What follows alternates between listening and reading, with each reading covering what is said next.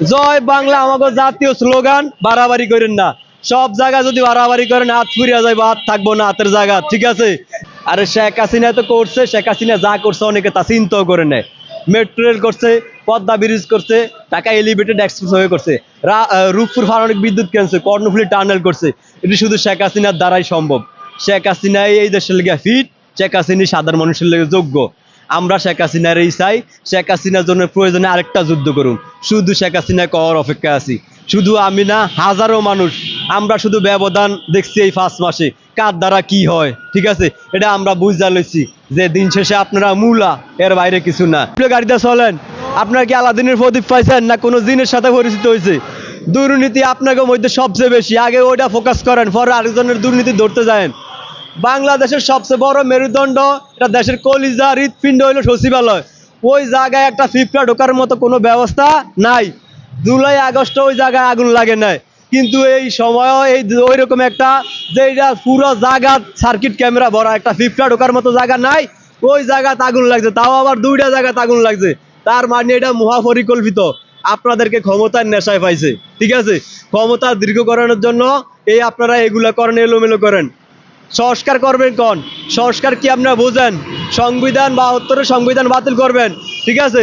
আরে ভাই, যদি কোনো মানুষের মাথার সমস্যা হয়, হ্যাঁ ওষুধ খাইবো, কিন্তু পুরা মাথা কি কাইটা ফেলাইতে পারে? আপনি যদি সংবিধানের কোনো ভুল থাকে, তাহলে আপনি কোনো ফিসটা সাময়িকভাবে বদলাইতে পারেন, কোনো লেখা বদলায় নতুনভাবে লিখতে পারেন, কিন্তু আপনি সংবিধান বদলাইবেন কোন? পুরা সংবিধান। যারা বাংলাদেশ সংবিধান রচনা করছে, সংবিধান লিখছে, তারা কি আপনাদের চেয়ে কম জ্ঞানী? আপনারা কি মহাপণ্ডিত হয়ে গেছেন যে সংবিধান আবারও লিখবেন? আমরা মনে করি ভাই, সব মিলে আপনারা ভুল পথে আছেন। এখনো সময় থাকতে শুধরান, আমাকে সাধারণ মানুষের খেপায়েন না। আপনারা কিন্তু আসলে অস্তিত্ব থাকবো না। আমরা জানি আপনারা এই যে দল করেন, মিছিল মিটিং করেন, নিজেদের অস্তিত্ব জাগান দেওয়ানোর জন্য এগুলো করেন, নিজেদেরকে আরো পাবলিশ করার জন্য করেন। মূলত এর বাইরে আর কিছু না। আপনারা তলে তলে একটা দলের সাথে জড়িত, মূলত সরাসরি যাইতে পারেন না।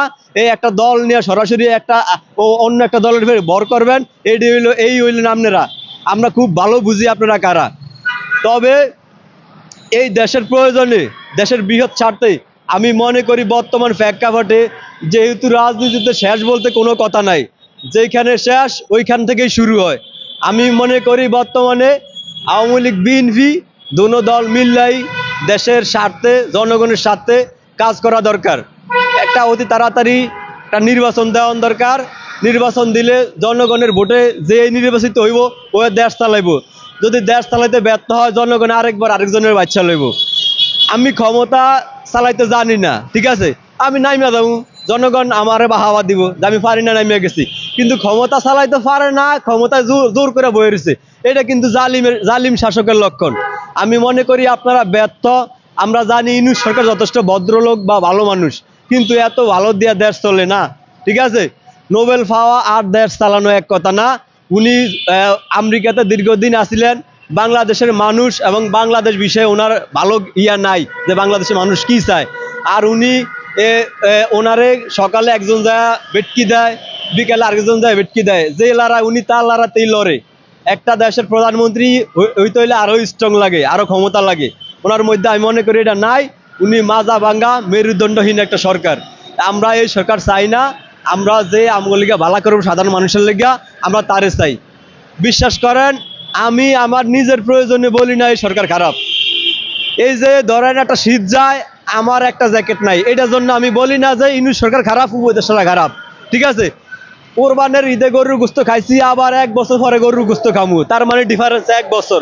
এটার জন্য বলি না এই সরকার খারাপ, ঠিক আছে? আমার বয়সের একটা ছেলে ধরেন